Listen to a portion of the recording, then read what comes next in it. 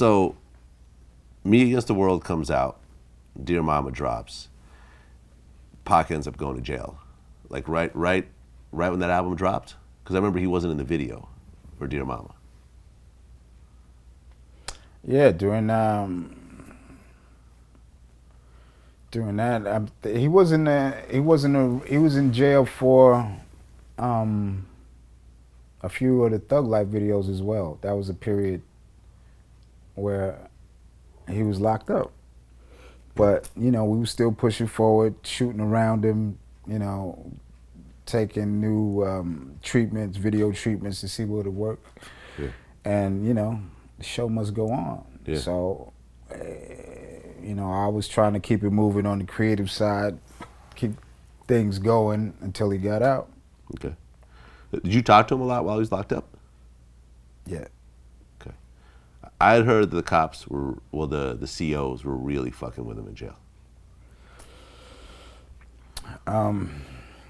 Yeah, it was, the COs was fucking with him, and they, were jealous and wanted to pluck his nerves, make him go off, on top of, implants in the prison to get information. Right. Well, there is like a bond between COs and police officers. Mm-hmm. So someone who's in jail who shot police officers, Mm-hmm. it's almost like a grudge type of thing that was happening. The gang in blue. He was against the gang in blue. The gang in blue. Mm-hmm. Exactly. Yeah, I had heard that they would make him do multiple strip searches and all types of extra shit. And there's a song by the legendary rap group N.W.A called "Fuck the Police." Now, we didn't record that song, but that song might as well have been ours too, for real, or Pac's too, because they knew what was up. They knew what was up with us. What I didn't quite understand was when Pac was locked up, he wasn't able to post bail himself, right? That's not exactly right. Well, go ahead. Well, you tell me then. He was just looking for the right deal to make to get out. Okay. And Suge Knight came in and posted his bail. Mm-hmm. Was it just Suge by himself, or was it Suge and Interscope, or, because at the time, when Pac went in, he was signed to Interscope. When he came out, he was signed to Death Row. Death Row was distributed by Interscope, so it's not like it was a totally different thing, but it was technically now a different label. Do you know what happened during that time? They just took action first. They just took action. Okay. When you're dealing with corporations and corporate attorneys and lawyers and the justice system, there's a lot of talking. There's a lot of, the road took action. Okay. So Death Row. Talk is cheap when, and like you just said, Pac was going through a lot of shit in jail. He was ready to get out. Okay. So Death Row put up the money for him to get out. He was now signed under Death Row. Now, what happened with Thug Life during the time? Because at one point, it's like I stopped hearing Thug Life and I started hearing Outlawz. Yeah. So explain that. Well, it was a time of transition. Our clique was huge. Pac was the king of rap. His clique was huge. It was sort of like a changing of the guards or the passing of the baton. Outlawz is built off Thug Life shoulders. Yeah. You dig? Please believe it. So it was, a few of us left from the Thug Life clique. Mac and Rated had gone to pursue other things, and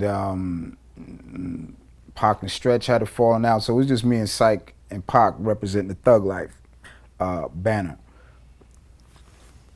But we had the Young Thugs. First they were the Young Thugs, and it was Dramacidal. They had a whole bunch of different names, but what made sense to Pac, they're actually called the Young Thugs? at one point, yeah. Which is kind of, ironic, because now there's a rapper named Young Thug. Yeah. But what made sense to Pac was to start Outlaw Immortals. Outlaw Immortals, everybody could be under the banner, including us. Okay, so you were an outlaw as well. Yeah. Okay. Co-mania. So you guys are now, so Tupac is now under death row. I remember when California Love came out, because there's always this thing, I feel, in whatever profession, someone go to jail, and at that point you figure they're done. They're gonna come out different. They're not gonna be able to have them hit records. They don't have whatever edge they had. But Pac came out and California Love came out, and it was like, forget about it. Like, let me tell you something, man. Let me tell you something. That time, that period, was some of the best times in our lives, because everybody would, Pac fans, people that love Pac, knew what he was going through, was sympathetic, was, damn, man, I hope Pac all right. I'm like, when Pac gonna come out with some new music? What's up, my nigga? Woo, woo. Yeah. He ain't even in his own videos. When our nigga coming back? And then it was like, damn, is he gonna go to New York? He gonna go to Baltimore somewhere? Oh, he gonna go back to Oakland and shit. Where Pac gonna go, man? Where he gonna be at, nigga? We going. Nigga. Yeah. Everybody heard he was coming back to L.A. and everybody was happy, geeked up, and then Pac gave him California Love back. Yeah. And then it dropped. Oh my God. Right. That and Ambitions as a Rider. Yeah. The homie Daz. Yeah. Them two songs was all over LA constantly, and everybody was happy. Everybody was bumping it loud. Everybody was, it was a good feeling. It was a good feeling because Pac loved LA and LA loved him back. See, what people forget is that, Pac was a young nigga from the hood. So was I. So by the time we got to LA, because we had been working on our careers in the Bay primarily. Yeah. Primarily. Yeah, I never really heard of Tupac in LA much. Like it was never on my radar before Death Row. But we were coming down here to work on films.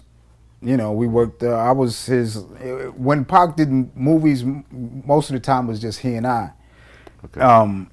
Well, on Poetic Justice, I was his personal assistant and all that. So we was like, we like 20-something. We in L.A. on Sunset Boulevard having money, smoking big. We doing it. It was like, it was a time of a lifetime. So we fell in love with it. Nigga, palm trees. Nigga, you palm trees, yo. It was like, we appreciate it. I don't know. Yeah. And even, the song even starts off, with Pac's line was, out on bail, fresh out of jail, California dreaming. Mm-hmm. As soon as I step on the scene, I'm hearing Hoochie screaming. And it was like, that's exactly what happened. Yeah. Like, that was exactly what happened. Like, so what was it like being on death row? Because you guys were I wasn't on death row. Well, no, you were on death row, but you were with Pac. Yeah. And Pac was on death row. Yeah. You know what I'm saying? And you guys were on records. That's coming out on death row and so forth. So even though you weren't signed, you were still. I was around him a little bit up there. I was with him through the recording of All Eyes on Me primarily. While we recorded all that album, cause all the homies was coming through. Everybody was coming through Can-Am to holler at Pac. You know what I mean? Rapping Forte and everybody, Drew Down, all the homies from the Bay was coming down, and it was just a good time. Everybody was welcoming them home, smoking them out, getting them twisted, and making music. That was, it was a time of a lifetime. I heard he got out of jail and went straight to the studio. Was it the same night? Yep. And I really want to kind of touch on this for a second because not a lot of human beings would get out of prison and the first thing they do is go to the studio. It's like you would want to go home, sleep in a bed, take a week off, get some girls. Like going straight to the studio out of prison, I think really just kind of shows the type of person that we're talking about. Well, see, don't forget that you could accomplish all of these tasks at the studio. if you if you've been around, you know, a lot of things go down at the studio. Right. But Pac is he had to express himself. That was key. That was his therapy, was expressing himself, writing them songs. I mean, you know, everybody looks at it like it's his work ethic, which it is too, but it was his therapy as well.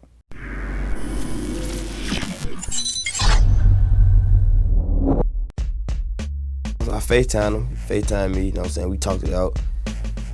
I had a grudge, he had a grudge, you know what I'm saying? We killed it, put it in the middle of the flow. You know what I'm saying? It's over with now. So we working. Bow Wow. Do I have to go through this? I'm gonna plead the fifth. See, here's what happens. You have to understand. This is like player failure. Player failure is when you call out people and then other people get afraid you might call them out.